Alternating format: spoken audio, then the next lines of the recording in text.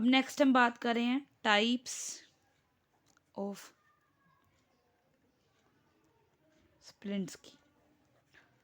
दो बेसिस पे हम लोगों ने किया है इसको, ईडेंचुलस और डेंचुलस। ठीक है, ईडेंचुलस एरियाज के लिए अलग से हैं और जो डेंचुलस एरियाज हैं उनके लिए अलग से हैं। ईडेंचुलस में तो हमारे पास आ जाएगी जी गनिंग स्प्लिंट्स मोस्टली, और जो डेंचुलस हैं उनके अंदर हमारे पास जो है वो डिफरेंट तरह के आते हैं, like we have the metal cap,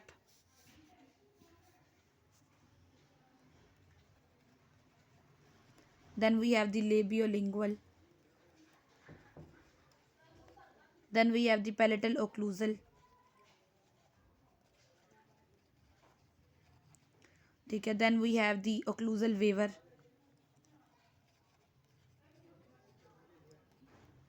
then we have the fenestrated.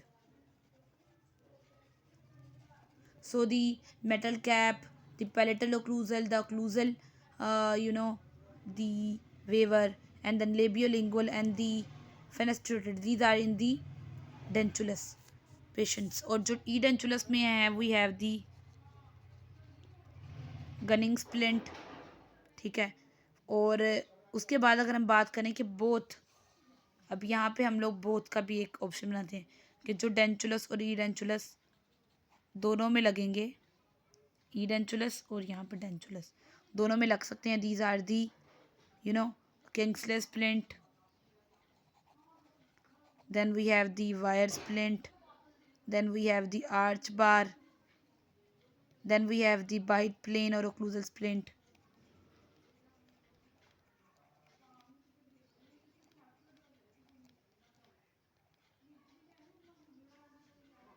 So Kingsley, the wire splint, the arch bar, the bite plane and the occlusal splint. These are the ones which are used also in the edentulous and the dentulous.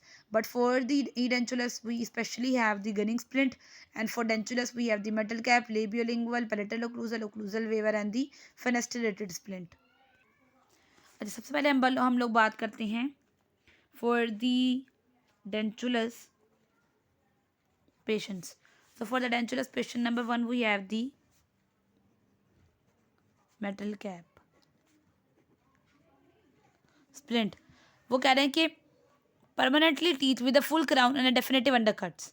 अब चूंकि ये डेंचुलस है तो इसका मतलब है कि इसमें टीथ होंगे, इसमें टीथ भी होंगे और टीथ के फुल क्राउन भी होंगे, उनके डेफिनेटिव अंडरकट्स भी होंगे।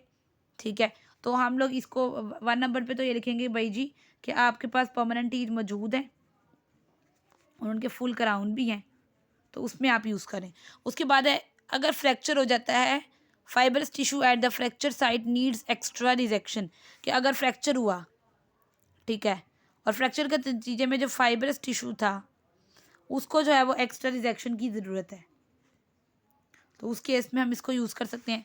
ठीक है, in immobilization in case of jaw rejection, कि जब जॉ रिजेक्शन होती है तो उसके बाद इमोबलाइजेशन होती है, तो इस इमोबलाइजेशन के लिए उसके बाद यहाँ पे जी TMJ की एक्सरसाइज में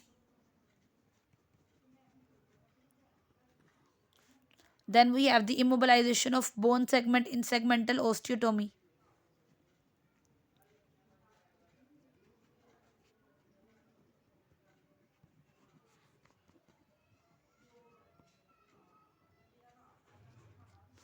उसके बाद हमारे पास अगर इनको देखा जाए तो हमारे पास दो हमारे पास फर्दर यानी कि आते हैं। One we have the one piece cap splint, another we have the 2 piece cap splint.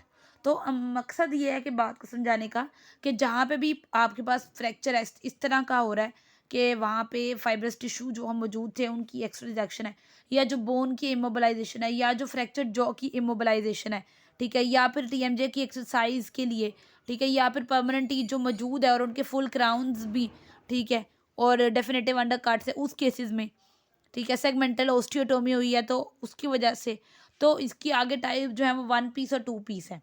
अब जी प्रोसेस के ये किस तरह बनाए कैसे जाते हैं, तो प्रोसीजर ऑफ मेकिंग इट, उस प्रोसीजर ऑफ मेकिंग को देखा जाए कि इनको कैसे बनाया जाता है। सबसे पहले तो चूंकि ये ओक्लूजल सरफेस पे लगेंगे तो हम लोगों ने सबसे पहले इम्प्रेशन ले लेना है, impression of the occlusal surface. उसके बाद अगर डिस्प्लेसमेंट हो रही है तो कास्ट सेक्शन होना सिंपल हिंज आर्टिकुलेटर, ठीक है। फॉर डिस्प्लेसमेंट के लिए कास्ट को आप लोगों ने हिंज आर्टिकुलेटर पे प्लेस करना है, ठीक है। और उसके बाद आप लोगों ने थर्ड स्टेप पे सर्वेइंग करनी है। सर्वेइंग में आप लोगों ने पाथ ऑफ इंसर्शन देख लेना है, कोई अंडरकट्स है उसको ब्लॉक कर देने, ठीक है। उसके बाद आप लोगों ने वैक्स को गर्म करना है, जहाँ जहाँ पे ब्लॉक करना है वहाँ पे एक थिन लेयर लगा देनी है। आर्टिकुलेटर को क्लोज करना है ताकि अपोजिंग टीथ के जो हैं वो आप लोग इम्प्रिंट्स ले लें। तो इम्प्रिंट्स ऑफ अपोजिंग टीथ, ये फोर्थ स्टेप हो गया। फिर चेक करना है कि कस्प और जो टीथ जो हैं वो प्रोजेक्ट कर भी रही हैं स्प्लिंट से कि नहीं, to decrease the jaw separation. तो जॉ सेपरेशन चेक करनी है किस तरह, by checking the cusp of teeth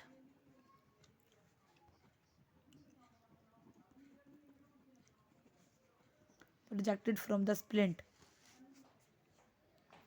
The next one is the tags or the undercuts, ठीक है। और अब जो हम लोग टैग्स बनाते हैं अपनी क्लास वगैरह के लिए, उसको हम लोगों ने बेसिकली इसको हम फीमेल पार्ट भी कहते हैं, हमने उस पार्ट को अपने वैक्स पैटर्न में एम्बेड कर देना है ताकि वो नज़र ही ना आए, ठीक है। The next one is the hold the wire loops और the over plates through the screw. Hold the wire loops और the over plates through screw.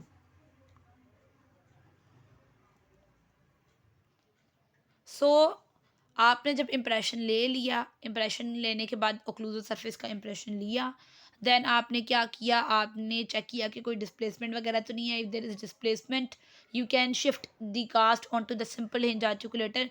उसके बाद third step is surveying in which you have to find out the path of insertion and then blocking the undercuts with the help of the wax and then after the blocking then close the articulator. और उसके through आपने imprints ले लिए अपने opposing teeth के।